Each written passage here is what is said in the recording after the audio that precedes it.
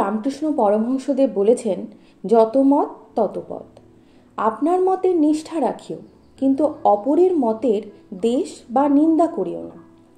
ঠাকুর, মা এবং স্বামীজির অমৃতবাণী চিরকাল আমাদের উদ্বুদ্ধ করে।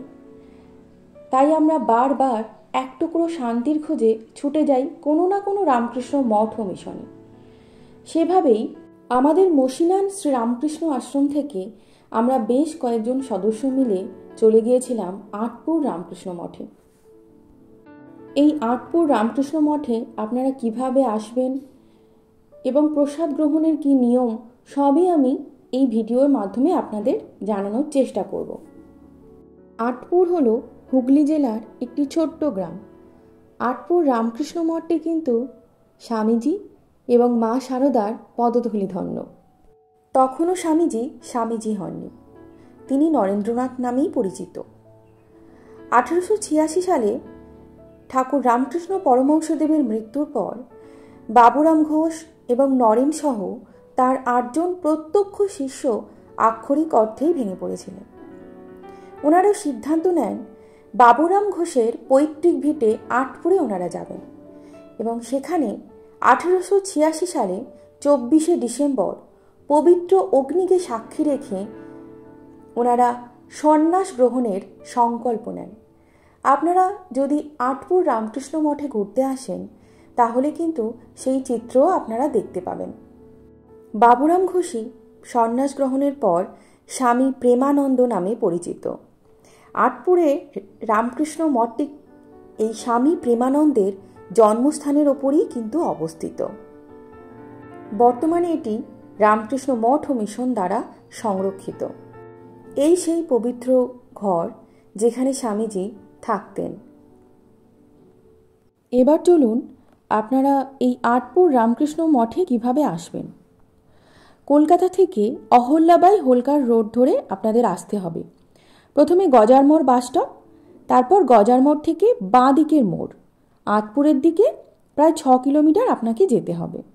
এটা তো বললাম যদি আপনারা বাই রোড আসতে চান। এবার যদি আপনারা বাই ট্রেন আসতে চান তাহলে হাওড়া স্টেশন থেকে তারকেশ্বর অথবা আরামবাগ অথবা গোঘাট লোকাল ধরে হরিপাল রেলওয়ে স্টেশনে আপনাদের নামতে হবে। তারপর উদয়নারায়ণপুরগামী 9 নম্বর অথবা 10 নম্বর বাসে করে আপনারা খুব সহজেই আঁটপুর রামকৃষ্ণ মঠে পৌঁছে যেতে পারেন। এবার চলুন আপনাদের বলি কিভাবে আপনারা এই আঁটপুর রামকৃষ্ণ মঠে প্রসাদ গ্রহণ করতে পারবেন। এখানে সকাল 10:30টার মধ্যেই কিন্তু প্রসাদের কুপন আপনাকে সংগ্রহ করতে হবে। প্রতিটি কুপনের মূল্য 100 টাকা। রামকৃষ্ণ মঠ ও মিশনের নিয়মানুবর্তিতা নিয়ে তো আপনারা প্রত্যেকেই অবগত, তাই আপনাকে কিন্তু সকাল 10:30টার মধ্যেই কুপন সংগ্রহ করতে হবে যদি আপনারা প্রসাদ গ্রহণ করতে চান। এখানে প্রসাদ বিতরণ শুরু হয় সকাল 11:45 থেকে। আমি বলবো যদি আপনারা প্রসাদ গ্রহণ করতে চান তাহলে প্রথমেই রামকৃষ্ণ মঠে পৌঁছে আপনারা প্রসাদের কুপনটি সংগ্রহ করে নেবেন। তারপর আপনারা মঠটি পুরোটা ঘুরে দেখবেন।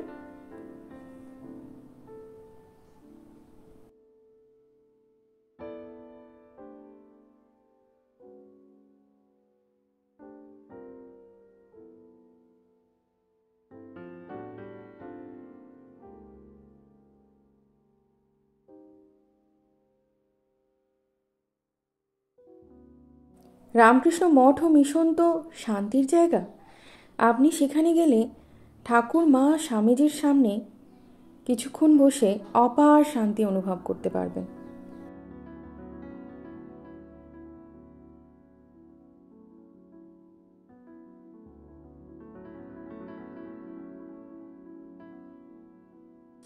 আঁটপুর রামকৃষ্ণ মঠ থেকে হাঁটা পথে মিনিট 5-7-এর মধ্যে দেখতে পাবেন বর্ধমানের রাজার দেওয়ান শ্রী কৃষ্ণরাম মিত্রের তত্ত্বাবধানে তৈরি প্রায় 250 বছরের প্রাচীন রাধা গোবিন্দের টেরাকোটার মন্দির, যার অপূর্ব শিল্পকর্ম সকলকে মুগ্ধ করে। 100 ফুট উঁচু এই রাধা গোবিন্দ মন্দির চত্বরে আরও 5টি শিব মন্দির, একটি দোলমঞ্চ ও একটি রাসমঞ্চ আছে। এই রাধা গোবিন্দের মন্দিরটি যেহেতু সকাল 10:30টায় খোলে, আর আমরা সময়ের পূর্বেই পৌঁছে গিয়েছিলাম, তাই আমরা বাইরে থেকে দর্শন করেই চলে এসেছিলাম।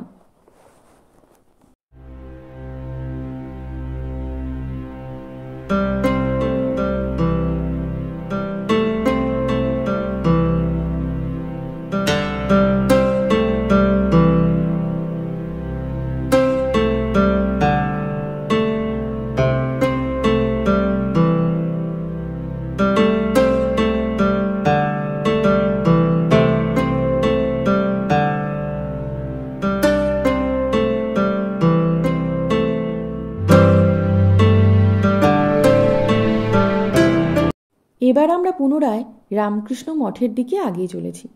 এটি রামকৃষ্ণ মঠ দ্বারা পরিচালিত একটি স্বাস্থ্য কেন্দ্র। রামকৃষ্ণ মঠটি যেহেতু বেশ অনেকটা এলাকা জুড়ে, তাই পুরোটা ঘুরে আসার পর আমরা একটু ক্লান্তি অনুভব করছিলাম, তাই একটু বসে বিশ্রাম নিয়ে নিচ্ছিলাম। এরই মাঝে প্রসাদ গ্রহণের সময়ও হয়ে গিয়েছিল, তাই আমরা প্রত্যেকেই প্রসাদ গ্রহণ করতে বসে পড়েছিলাম। দেখতেই পাচ্ছেন ভক্তরা একে একে আসছেন প্রসাদ গ্রহণ করার জন্য। আমরা যেদিন গিয়েছিলাম সেদিন প্রসাদে ছিল ভাত, ডাল, 3 রকম সবজি, চাটনি, টক দই, পায়েস এবং রসগোল্লা। তো আমরা প্রত্যেকেই তৃপ্তি করে ঠাকুরের প্রসাদ গ্রহণ করেছিলাম। আমাদের প্রসাদ গ্রহণ করা হয়ে গেছে, এবার আমরা বাড়ির পথের দিকে রওনা দিচ্ছি। আপনারা একদিনের জন্য আটপুর রামকৃষ্ণ মঠে ঘুরে আসতেই পারেন। এটুকু বলতে পারি, আপনারা অপার শান্তি নিয়ে বাড়ি ফিরবেন। আশা করি আপনাদের ভিডিওটা ভালো লাগবে। আরও যদি কিছু জানার থাকে আপনারা অবশ্যই কমেন্ট করবেন। ধন্যবাদ।